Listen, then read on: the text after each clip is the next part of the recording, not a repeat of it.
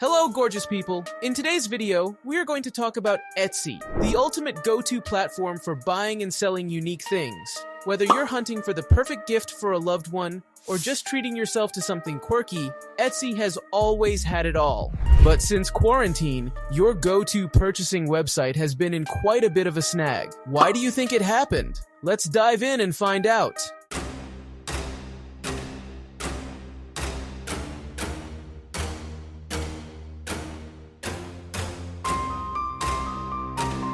Even though they just hit a major milestone with a record-breaking $2.7 billion in revenue for 2022, their gross merchandise sales, GMS, has dropped for the second year in a row. And to make things more dramatic, Etsy's stock is down over 70% from its peak in 2021. Despite staying within their financial guidance, Etsy's first quarter results for 2024 didn't exactly have anyone popping champagne bottles. The numbers were a bit of a bummer, especially compared to the crazy growth they saw during the COVID-19 pandemic. Now, if we spill drama, for a long time, Etsy sellers are pointing fingers at CEO Josh Silverman.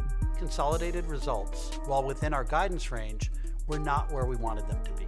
They say he's too focused on making money and has strayed from Etsy's roots. This shift, they claim, has opened the floodgates to counterfeits and mass-produced items, turning the platform into a pricey Amazon wannabe. And let's not forget the AI-generated art that's making it tough for real artists to stand out. All this has left many original artists and buyers feeling pretty discouraged. Meeting with people who are generating art via artificial intelligence now, I can't compete. When Etsy launched back in 2005, it was like a breath of fresh air for the arts and crafts world. Founder Rob Kalin had this cool vision to empower artisans and promote conscious consumerism, giving small businesses and local artists a chance to shine on a global stage. It quickly turned into a bustling community where creativity thrived, and with its low transaction fees, it was a hit. By 2012, Etsy had earned its B Corporation status, solidifying its commitment to good vibes and ethical business. Then came 2015, and Etsy went public with a bang. Initially valued at a whopping $1.8 billion, but it wasn't all smooth sailing. Kalin had already stepped down as CEO in 2011, and by 2013, the new CEO shook things up by letting artists use outside manufacturers, stretching the handmade definition a bit. This shift, combined with the pressures of being a public company, put growth and profitability in the spotlight. Unfortunately, Etsy's stock took a nosedive, losing over 70% of its value in the first full year on the market. Despite the rocky start, Etsy's charm kept pulling in vendors and buyers alike.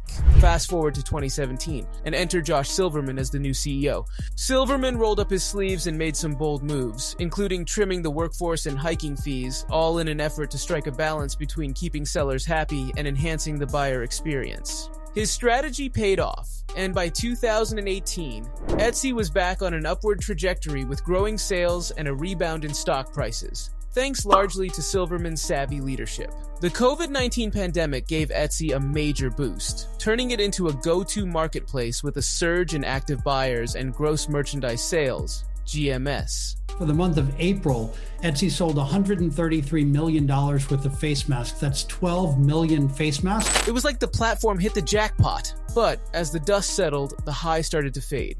By 2023, Etsy faced missed earnings and a dip in GMS, making folks wonder if the pandemic bump was just a lucky break. Then December rolled around with some tough news. Etsy had to lay off 11% of its staff. Now, Etsy's on a mission to bounce back, but it's not all smooth sailing. Sellers are pretty peeved about fee hikes and policy tweaks that seem to cater more to buyers than the small businesses that make Etsy special. This frustration led to the birth of the Indie Sellers Guild, a group that sprang from a strike against these changes. Sellers are calling out Etsy for losing its indie charm and not having their backs.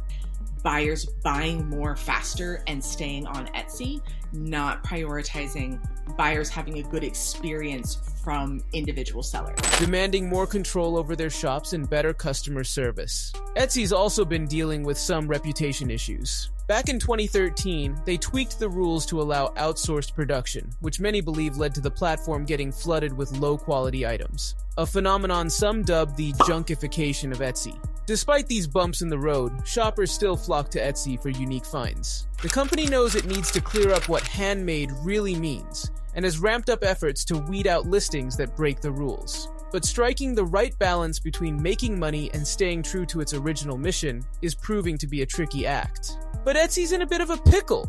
They're up against the big dogs like Amazon and eBay trying to stay true to their indie roots while keeping Wall Street happy. But it's not all sunshine and rainbows. In February 2024, this activist investor, Elliott Management, swooped in and grabbed a 13% slice of the Etsy pie.